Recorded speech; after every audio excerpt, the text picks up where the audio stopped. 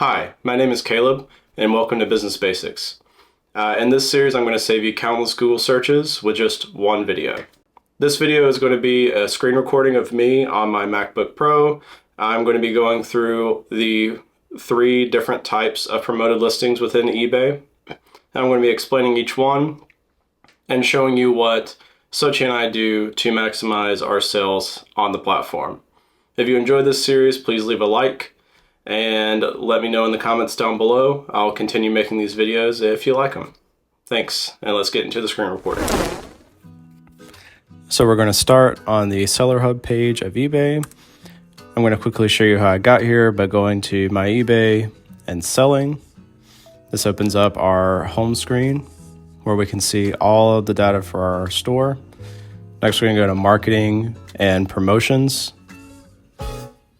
So here you can see all of the promotions that we have tried, and you can see that they're all ended. There's none active right now.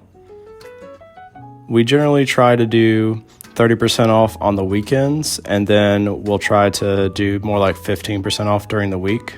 But this week we've tried to just let the promotions go. We're not really doing promotions, but for this video, I will be creating a new promotion for you.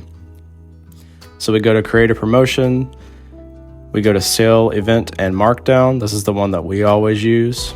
We're going to choose 15% off as we're going into the week. Click select items. Now you can use this tool, but generally we do it by rule so that we can cover all of our inventory easier. And like I said, we do just put all of our inventory in the same sale. We don't differentiate sales. So I just put 0 to 1,000 just to capture all of it. It's just a lot easier this way. Save and review.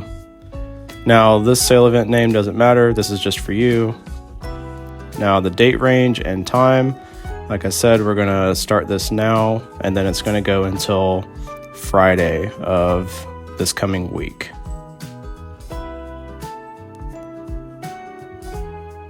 Here we can describe the sale.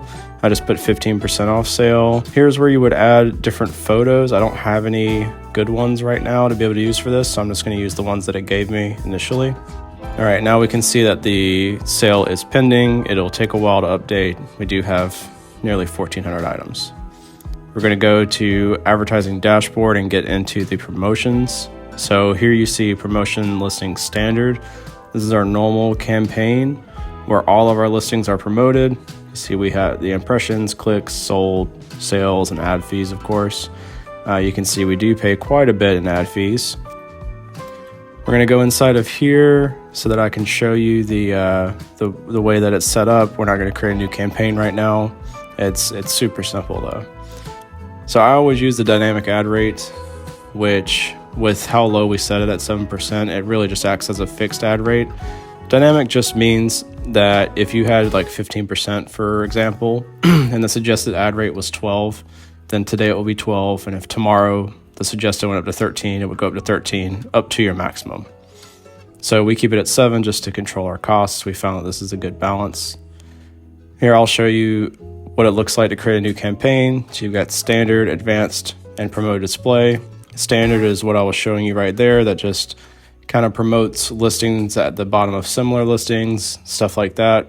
Advanced will actually promote it in search, like the top of the search, and it costs more. And promoted display is for your store. It'll just promote your entire store.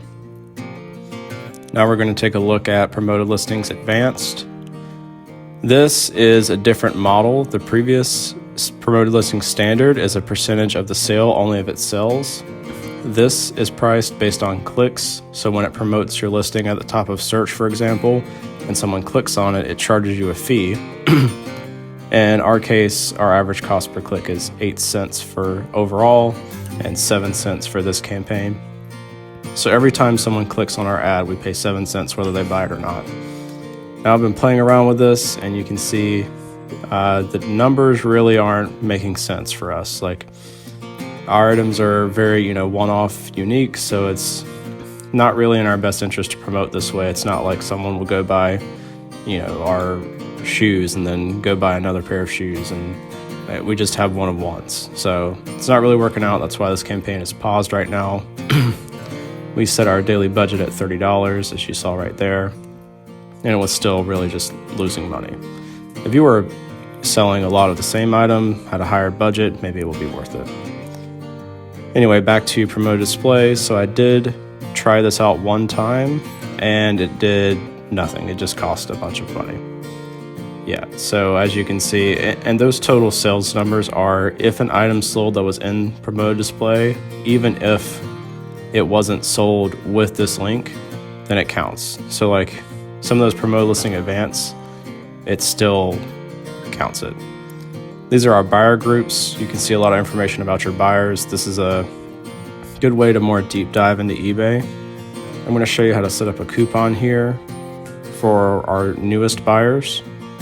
We're trying to get more repeat buyers. It's a relatively warm market compared to just a new person coming in.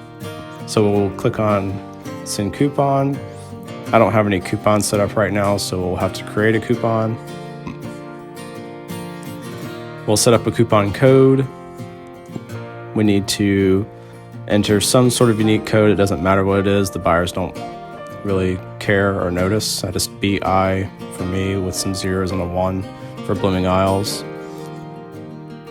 The offer name is just for you to know what it actually is. So I just make it super simple, obvious what I did here. I'm going to set this as a private coupon. So it's just for the buyers that receive this code. And then we're going to set it to be an extra $5 off, just for this example, of $20 or more. Usage limits, this is where you can change if they can only redeem it once, twice, 3 times.